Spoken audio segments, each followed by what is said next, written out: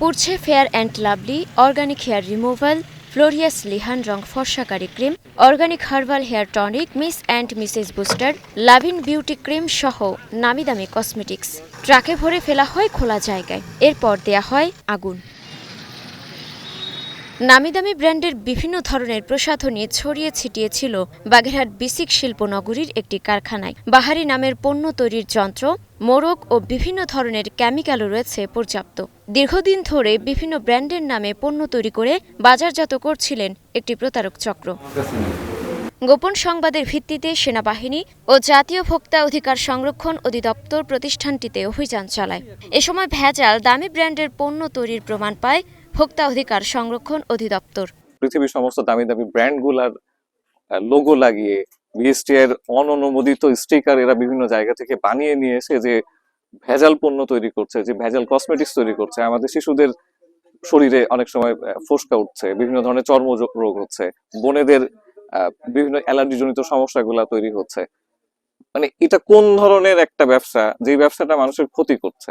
মাত্র ৩টি পণ্যের অনুমতি নিয়ে মিজানুর রহমান নামের এক ব্যবসায়ী এসব ভেজাল পণ্য তৈরি করছিলেন।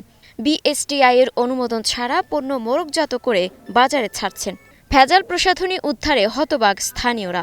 জনস্বাস্থ্য নিয়ে উদ্বেগ তৈরি হচ্ছে তাদের। যারাই ব্যবহার করতে সবাই ক্ষতিগ্রস্ত হচ্ছে, এদের আইনগতভাবে ব্যবস্থা নেওয়া উচিত।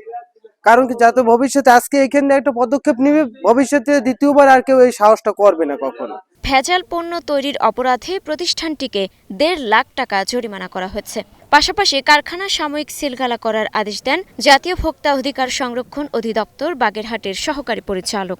পণ্যের গুণগত মান নিশ্চিত ও ভেজাল রোধে অভিযান অব্যাহত থাকবে বলে জানান তিনি। এখানে তার মাত্র 3টি প্রোডাক্টের অনুমোদন আছে, কিন্তু সে এই প্রোডাক্টের বাইরেও প্রায় 10টি প্রোডাক্ট, অনুমোদনহীন প্রোডাক্ট যেটা বলি, সে আরো 10টি প্রোডাক্ট বিভিন্ন নামে, নামি দামি কোম্পানির ব্র্যান্ডের নামে বানাচ্ছে এবং বিভিন্ন কেমিক্যালের আলামত আমরা পেয়েছি। হ্যাঁ, পরবর্তীতে আমাদের এই ধরনের অভিযান অব্যাহত থাকবে।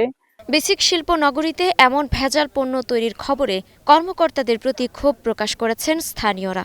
কর্মকর্তাদের দাবি, অলিভ কুমার নামের এক ব্যবসায়ী টিনের ফ্যাক্টরি হিসেবে বিসিকেরই প্লটটি লিজ নিয়েছিলেন।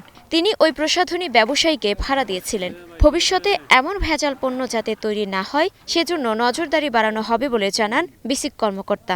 এই ঘটনা থেকে বা এই ব্যাপারটা থেকে এখন আশা করি যে অন্যান্য যেসব শিল্প প্রতিষ্ঠান আছে বা শিল্প মালিক আছেন তারা শিক্ষা গ্রহণ করবেন, যেন ভেজাল বা কোনো মানহীন পণ্য শিল্পনগরী বা শিল্পনগরের বাইরে হোক কোথাও কেউ যেন উৎপাদন না করে, এবং এটা যে আমাদের জন্য ক্ষতিকর এই বিষয়ে তারা উপলব্ধ হবেন আমি আশা করি, এবং এই ধরনের অভিযান এবং আমাদের চালু থাকবে বলে আমি মনে করি। এর আগেও বিভিন্ন সময় বাগেরহাটের বিভিন্ন এলাকায় ভেজাল নারকেল তেল ও ভেজাল প্রসাধনী তৈরির কারখানা সিলগালা করে ভোক্তা অধিকার সংরক্ষণ অধিদপ্তর। Desk report, star news.